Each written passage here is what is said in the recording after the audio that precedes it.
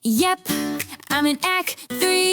This is just me being me. I hope you'll see God's not through with us yet.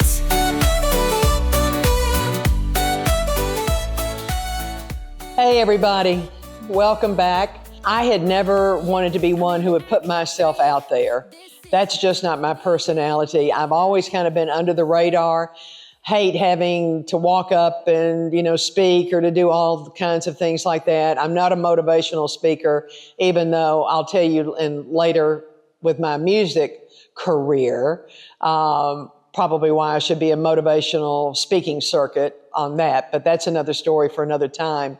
I know that you all have got great life stories as well. We're all in this age bracket together. And if there's somebody listening that's younger than 60, I certainly can't ask for an ID over this podcast, but you're certainly welcome to come along with us and maybe pick something up and take it away with you. But I was thinking about, growing up. When I first started this podcast, let me share with you, I had no idea, as I've told you before, what I'm doing. And I looked like FDR doing a fireside chat. I was stiff. I was stoic. I mean, even though I didn't live, I know I'm old, but I did not live in 1933 to 1944. I'm a little younger than that. But I was told, you really need to loosen up here. So I'm trying to be as loose as I can and talk to my little green light, trying to envision you behind that little green light that's out there.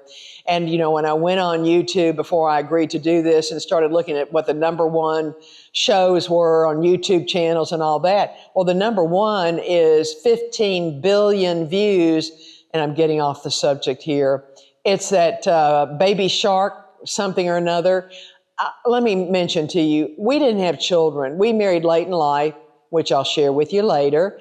And we did not have children, and that's okay that we didn't have them. So I can't regale you with stories of my little children and, pooping in their diapers and all that. And thank you, Lord, that I don't have to talk about my husband pooping in his diapers yet. That hasn't come, and I'm grateful for that. But I just wanted to share with you that I'm coming to you trying to be who I am, and share with you a little bit about my life. And I know that, I'm not a celebrity. I'm not almost famous. I'm not anything. I'm just a person that was told I had a story and I needed to share it. So I was born. I know that's obvious. I know that's profound, isn't it? Yes, I was born because I'm sitting here. So that means I was born. 10-month baby. Yeah, 10 months. Didn't want to leave. Perfectly content. But eventually the doctor said, this thing needs to come out. And this thing came out 10 pounds, although my husband swears it was probably about 16. I imagine if I had been born today, I probably would have gotten some type of athletic scholarship at the age of 1 month because of my size. But anywho, after a couple of years, I guess when I was in kindergarten, it was revealed that I was left-handed. And I thought, wow, that's interesting because nobody else in my family was left-handed. So I started doing research about why are some people left-handed and why are some right? I don't know if you've looked into this, if you're left-handed. And I know I certainly believe everything that I read on the internet. Yeah, right. But there seems to be a theory. It's called the vanishing twin syndrome. And what it means is if you come out at birth and you are left-handed, you were probably a twin because a twin was right-handed. And somehow that twin is not born. It disappears. Well, my sweet, dear, precious, loving husband said, well, no wonder you probably sucked every bit of the life's blood out of that baby twin that was in there with you since you came out weighing 45 pounds. No wonder you didn't have a twin. That twin died in the womb because it didn't get any nourishment. I know, sweet nothings. It's just lovely, isn't it? I know. I'm very fortunate to have such a loving husband, the only child syndrome, which is what he was. But I realized then that I was going to be chubby, and I had parents who instilled in me a tremendous self-concept to be fearless and accept who I was. But if you remember Scarlett O'Hara and when she took the drapes down and made herself a gown or something, my dear mother, I was not Twiggy when I was born, as I just mentioned to you. So we were going to the beach, and I was like not even 2 years old. And I had black hair down to my rear end. I looked like a troll doll, and thighs that were the size of, I don't know what, baby columns. And what she do, she basically got a chartreuse green two-piece bikini for me to wear, and it had ball fringe hanging from it.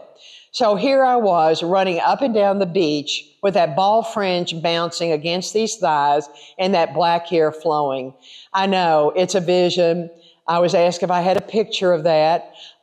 Thank God I got rid of all of those pictures. They were basically damaging to one's self-concept, but not to my parents. They said, by golly, she's going to get out there, and I don't care, what size she is.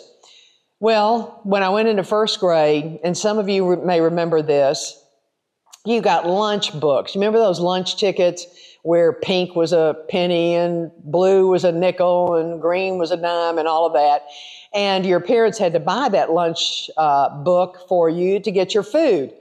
Well, I basically, my first grade teacher, who will remain anonymous, said to me one day that you need to get more money from your parents because you're out of your lunch book tickets. Well, I went to my parents at breakfast and I said, I need more money for my lunch book ticket. And my father said, I think your teacher must be eating out of your book. Well, I went back to school and told my teacher that. She had a fit. She called my parents and she was mortified. And my father said, well, I'm just kidding about that. He said, it just seems like we're having to replenish her lunch book ticket quite a bit. I thought, yeah, that's probably true. Once again, not Twiggy here. So I also had a chance, if you were the quietest person during your rest area, you were titled Miss Rest Period. That's the only ribbon I ever received for any kind of a contest was Miss Rest Period.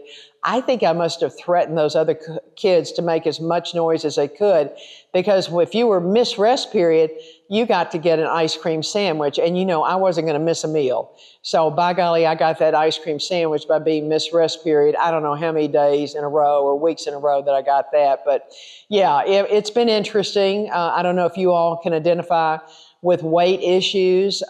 It's been an interesting ride with all of that. But yeah, that was a little bit of my beginning in life. And what is my takeaway from that?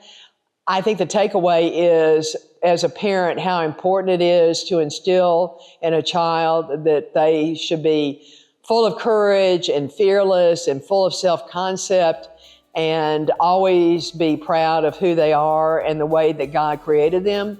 Because if we're all made in God's image, then He is beautiful and we are beautiful. So that's my little story for the day. And once again, hope to see you again. Take care. Bye. Yep, I'm in Act 3. This is just me being me. I hope you'll see God's not through with us. Yes.